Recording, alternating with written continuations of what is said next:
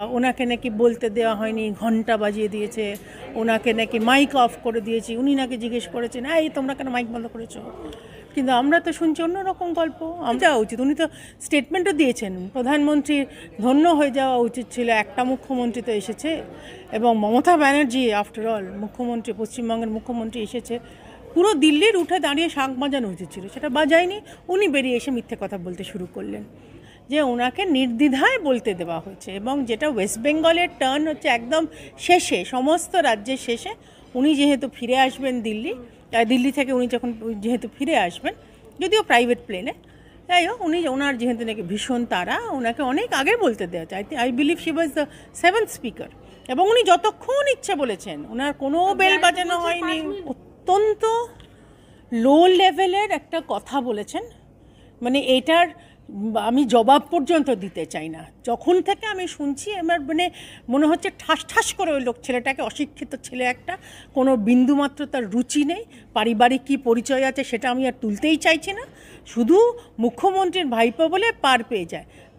সংসদে দাঁড়িয়ে এত বড় কথা বলছে মাননীয় প্রধানমন্ত্রীর বিষয়, ওর তো জিভ খসে পড়ে যাওয়া উচিত। একে নরেন্দ্র মোদীর বিষয়ে বলেছে, সৌমিত্র খানের বিষয়ে বলেছে, সৌমিত্র খান তো তার জবাব যা দিয়েছে। তুই তো নিজের চরকায় তেল দে না, নিজের সংসারটা দেখ না। তোমার তো নাটক করতে গিয়ে বউ বাচ্চাকে ইডিতে পাঠাতে হচ্ছে সিম্পাথি ওয়েভের জন্য। আমাদের এখানে কেউ এই জিনিস করে না। এবং আমার না শরীর খারাপ লাগে এই কল্যাণ ব্যানার্জি ধরনের লোকের বিষয় ভাবতে। আমি কি উত্তর দেবো এর? যে ধরনের কথা বলেন, যে ধরনের অঙ্গিভঙ্গি করেন, সাংসদ তো ছেড়ে দাও, সাংসদ থেকে বেরিয়ে এসে মিডিয়ার সঙ্গে অসভ্যতা করেন। উনার বেসিক কোনো কালচার আছে নাকি আমি জানি না। শ্রীরামপুরের লোকজন কি দেখে ওনাকে ভোট দেয়? আমরা তো শুনছি যে পশ্চিমবঙ্গ মানে ওয়েস্ট বেঙ্গল যেহেতু সবসময় লাস্টে বলে, তো ওনার জন্য মুখ্যমন্ত্রী মমতা ব্যানার্জি, পশ্চিমবঙ্গের মমতা ব্যানার্জি গেছে, সেই জন্য সবাই মিলে ওনাকে আবার 7 নম্বরে বলতে দিয়েছে, 7th স্পিকার। এবং ওনার যে টাইমার, যে বেল বাজে, সেটাও বাজেনি। উনি যা ইচ্ছে মনের ইচ্ছে বলে এসছেন, কিন্তু উনি তো হ্যাবিচুয়াল লায়ার। মানে লিডার অফ অপোজিশন তো বলেইছে যে ওনার মিথ্যা লগ্নে জন্ম, সে কখন জন্ম আমি তো জানি না, বেরিয়েই বলছেন যে বঞ্চনা, বাংলার বঞ্চনার কথা ঠিক যখনই বলতে শুরু করেছেন তখনই নাকি মাইক বন্ধ করে দেওয়া হয়েছে।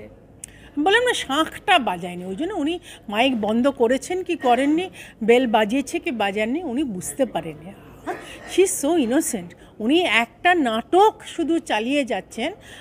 আজকে দুপুরবেলা শ্রমিকদা বলেছেন যে মুখ্যমন্ত্রী Mamata Banerjee loves being in the opposition, মানে উনি যে এখন একটা রাজ্য চালাচ্ছে, কিন্তু সেটাতে উনি যেভাবে পজিটিভলি একটা রাজ্য চালানো উচিত এবং সমন্বয় নিয়ে রাজ্য এবং কেন্দ্রের সমন্বয়তে একটা রাজ্য চালানো উচিত, সেটা উনি একেবারে ওই পথ দিয়ে উনি হাঁটেন না। উনি যাবেন, যাত্রা করবেন, নাটক করবেন, চিৎকার করবেন, মিথ্যে কথা বলবেন, এমনভাবে উনি করবেন যেন পশ্চিমবঙ্গের মানুষ একেবারেই কিছুই জানে না, কিছুই বোঝে না।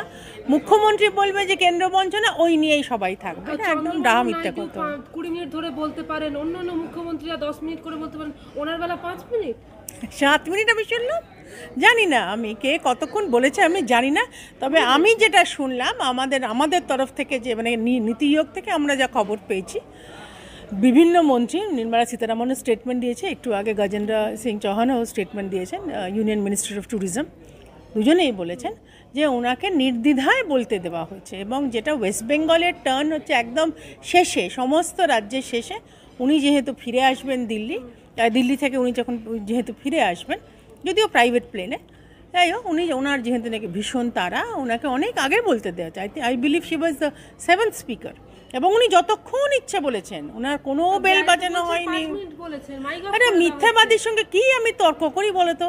তুমি জানো তো বোধহয় মিথ্যাবাদী এবং মাতাল লোকজন, এই যে দুজনের সঙ্গে তর্ক করতে নেই। এই তর্ক করে আমি তর্ক কি করব? আমি জানি, পুরো পশ্চিমবঙ্গের মানুষ জানে she is a habitual liar, compulsive liar. তো তাকে আমি কি বোঝাবো? আর বুঝিয়েও লাভ নেই।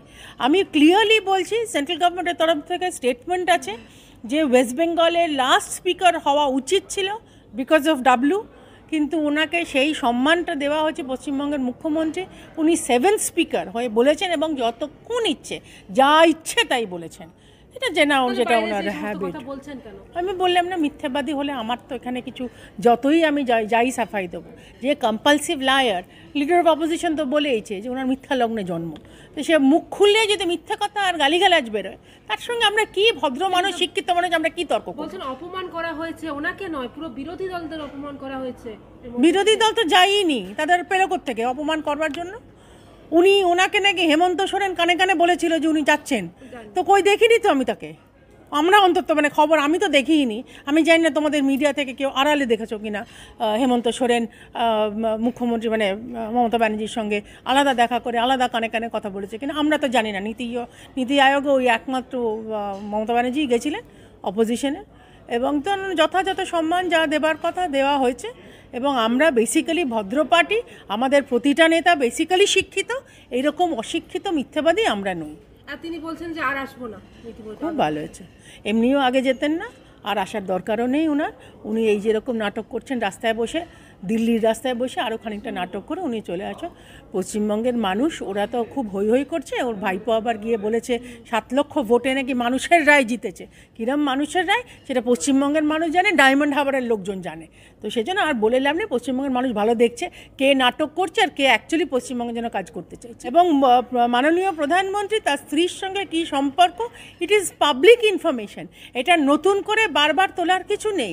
যাকে অ্যাপারেন্টলি নাকি যশোদা বেনকে নাকি ডিপ্রাইভ করেছে, যশোদা বেন তো এই কথা বলেনি, না প্রধানমন্ত্রী ফ্যামিলির কেউ বলেছে, বা যশোদা বেনের বিষয়ে অন্য কেউ বলে না। এত দরদ, মায়ের থেকে মাসির দরদ কিসের এত? অভিষেক ব্যানার্জির কী বোঝাতে চাইছে মানুষকে? সংসদ অত্যন্ত একটা এলিভেটেড জায়গা, যেটা আমরা গণতন্ত্রের মন্দির মনে করি। এবং তোমার মনে থাকবে যেদিন মাননীয় প্রধানমন্ত্রী হয়ে প্রথম দিন যখন গেছিলেন, উনি গড় হয়ে প্রণাম করেছিলেন। সাংসদ আমাদের কাছে মন্দির, সেখানে এই ধরনের ভাষা, এই ধরনের অঙ্গিভঙ্গি, অবশ্য কল্যাণ ব্যানার্জিকেই বা কী দোষ দেবো? কল্যাণ ব্যানার্জি যে গুরুমা, সে তো ওয়েলে ছুটে গিয়ে কাগজপত্র ছুঁড়ে মেরেছিলেন। এখন ভুলে যাচ্ছেন, এনআরসি করে তার একেবারে ঘুম হচ্ছিল না, তখন এইটা করতে গিয়ে কাগজ ছুঁড়ে মেরেছিলেন, এক গাদা কাগজ ছুঁড়ে মেরেছিলেন স্পিকারকে, বিধানসভা ভাঙচুর করে। এই তো পার্টির কালচার। এবং উনি আবার মিমিক্রি করেন, কল্যাণ ব্যানার্জির আবার আরও আরেকটা গুণ আছে, মিমিক্রি করেন, একটা সোজা ভাষায় ভদ্রভাবে কথা বলতে পারে না। যার স্বভাব যেরকম, সে যেখানেই যায়, আরে সে তুমি কথায় আছে না, ঢেকি স্বর্গে গেলেও সে ধানই ভাঙে, ও তো ওই রকমই। যার ব্যাকা স্বভাব, যার অসভ্যতা রক্তে লেখা, সে তো এইরকমই করবে। কে ভেঙে চুরচুর হবে সেটা জনতা ডিসাইড করবে। জনতা, আমি মানলাম যে আমরা 400 পাইনি, জনতার রায় হয়তো একটু, তারা হয়তো রুষ্ট আছে, একটু অভিমানী আছে। বিজেপি যথেষ্ট ভালো জানে, বিজেপির এটা প্রথম মানে এই নেগেটিভ ফলও আমি বলবো না। আমরা এখনও we are the single largest party, আমরা যা চেয়েছিলাম সেই ফল আমরা পাইনি। মানুষকে আমরা যথেষ্ট সেবা করেছি, মানুষ যদি সেখানে আরও আমাদের কাছে কিছু চেয়ে থাকে, মানুষের অভিমান ভাঙানোর পদ্ধতিও আমরা জানি, সেবা আমরা করতে জানি। সেজন্য কে ভেঙে চুরচুর হবে সেটা ভবিষ্যৎ বলবে। তিনি আরো বলছেন আপনারা কেউ সঙ্গে থাকবেন না, আপনারা কেউ। এসব বলতে ভালো লাগে। আমি বললাম না, একটা অশিক্ষিত বর্বর অসভ্য সাংসদ কেন, মানে মানুষের জবাব পর্যন্ত আমি দিতে চাই না। এই ধরনের মানুষকে আমি মানুষ বলেই গণ্য করি না। আমার এই ধরনের অসভ্যতার সঙ্গে রিপ্লাই দিতে গেলে আমার মনে হয় আমার রুচি কমে যাচ্ছে। ক্ষমা করো, আমি এইসবের উত্তর আমি দিতে রাজি না।